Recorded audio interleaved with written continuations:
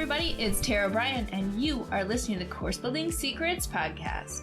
Whether you're a coach or a CEO, the success of your team and clients is based on your ability to deliver a consistent experience and guide them on the fastest path to results. This podcast will give you practical, real-life tips that you can use today to build your online experiences that get results and create raving fans. Why? So you can monetize your expertise and serve more people without adding more time or team to your business. If you're looking to uncover your $1 million framework, package it, and use it to scale, you're in the right place. Let's dive in. Hey everybody, welcome to today's episode of the Course Building Secrets podcast. I am thrilled that you're here with me today. I'm actually out traveling, so I am at a remote location. But so happy to be coming in today to have a little bit of time with you.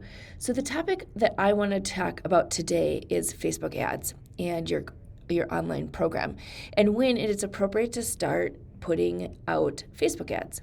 All right, so I have so many clients who come to me and all they're trying to do is literally get their expertise out of their head and packaged into an online course experience or a program or whatever it is you want to package it into.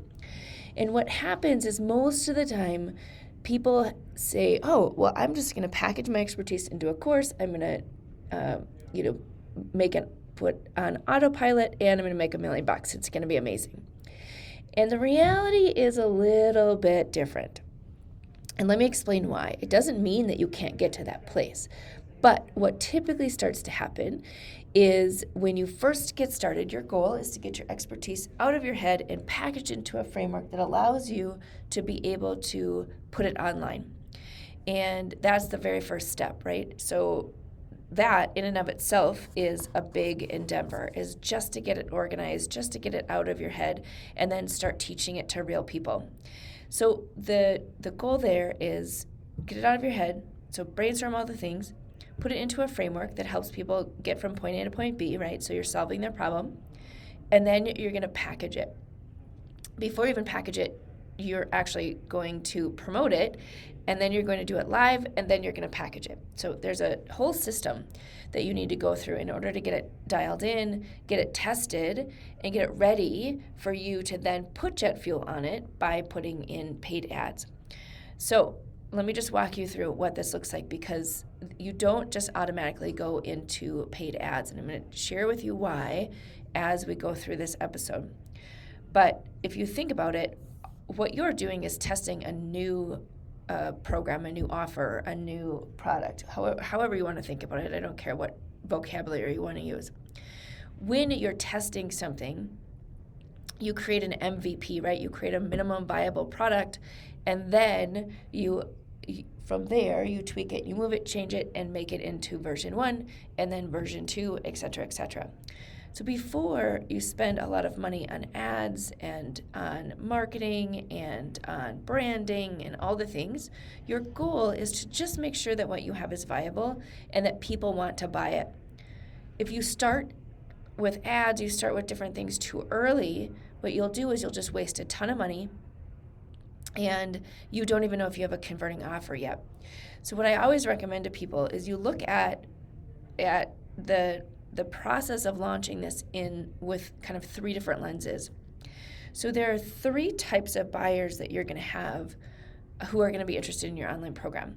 You have your hot buyers, which are people that are already in your world who literally are just waiting for you to put out the thing that you want to put out, right? So they're like, when are you going to finish that program? When are you going to create something that we can, experience your expertise and learn from you as an expert, right? So if you're hearing those types of things, those are your hot buyers. Those are the people who you literally just need to put something out there and they're like, I'm in, I trust you, you're my person, and I want to learn from you. You've got the information that I want.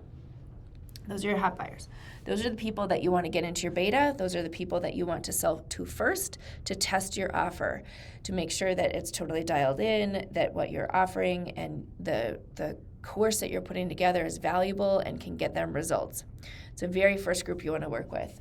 Then there's warm buyers, and warm buyers know that they have a problem. They know that they want to solve it, and they just need a couple of kind of small steps that help them know that you are the person to help them, and then they're ready to buy. So your hot and warm buyers are the easiest ones to put into your beta, because they already are in your world in some way, shape, or form. Maybe it's you have people on your list. Maybe you have people who have purchased something else of yours and are ready for the next step. Maybe there are partnerships or connections that you have that you can reach out to and say, hey, would you promote this or allow me to come and do a workshop or a training for your people so I can introduce them to this new thing. Those are for your warm and hot buyers. Those people do not need Facebook ads because, again, you're not going out to the masses. You're literally just looking within your world, and you're starting to sort of plant those seeds and reap the benefits of the people who have already been sort of orbiting your space. That is where you start when you're doing your beta. If you do not have anyone in that are hot or warm buyers yet, then that is your very first step as you're putting together your online program, is to start planting those seeds. Go out and do that. That will be a different episode where I can explain that. But basically, that is who you want to have in. So you don't want to, on your first go around, you don't necessarily want to have thousands of people in your MVP. You want to have a number of people who can give you feedback. Sometimes that's 5 people, sometimes that's 20 people, but whoever's going to provide you with feedback so you can tweak and sort of perfect your offer, make sure it's converting, and that you're able to get people results, that's where you want to start. Every day. Not with Facebook ads, because Facebook ads attract the third type of buyer, and that's a cold buyer. And the cold buyer doesn't know about you, so they don't know, like, and trust you yet. And they may or may not know they have a problem. So some people are out seeking a solution to their problem. That's great. Facebook ads would scoop them up.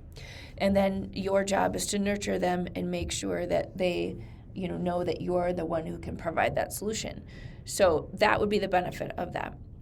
The majority of the time, though, what you're doing is you not only have to, test your course, test your offer, but then if you're adding Facebook ads, you have to test the ads.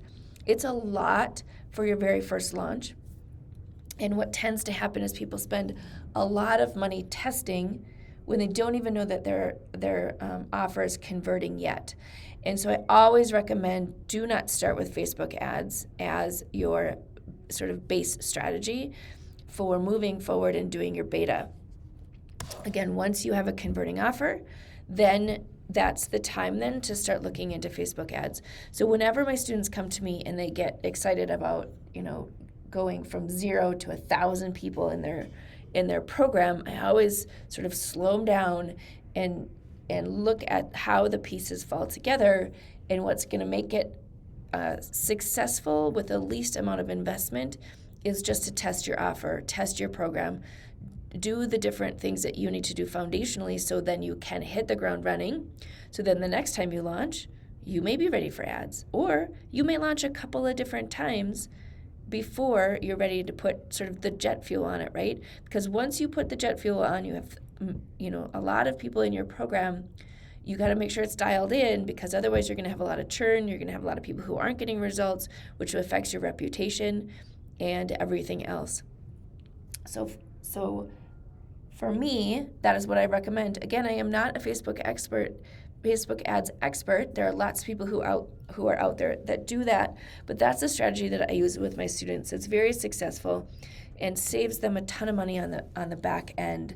And the other thing that I tell people is just, be slower at the beginning. Don't be in such a hurry to, spend a bunch of money to put out there to test your offer. Because, again, foundationally, if you start with the right steps, you're going to get to that place where you're able to grow and scale it. It's just a matter of going through the process. So don't be in too big of a hurry. Or, if you want to throw a bunch of money at Facebook ads and see if that strategy works for you, go for it. And then, it's just a lot more chaos, a lot more sort of variables that are playing in. So really focus on that warm and hot market. Go out, find people who are, have similar or complementary programs that those people may need help with your topic, or have other people promote, do trainings, do your webinar, do all of the things that you need to do to get the right pieces in place. I promise you, you'll be much happier when you get a lot of people in, to not be scrambling with volume, to have those things dialed in. That being said, don't over-engineer the first couple MVPs that you do. Get the pieces together that allow you to really get this whole thing dialed in. All right, there you go. That is my course building tip for today. Don't be in a hurry for Facebook ads. Make sure that you are communicating and looking at the right audience at the right time. Start with your warm and hot buyers, and then look at a cold buying strategy. It's two totally different strategies, and it's much easier to get sales with people who are already sort of orbiting your world than it is to go out and grab new people and get all of that dialed in. That being said, for sure do that. Just do it in the right order.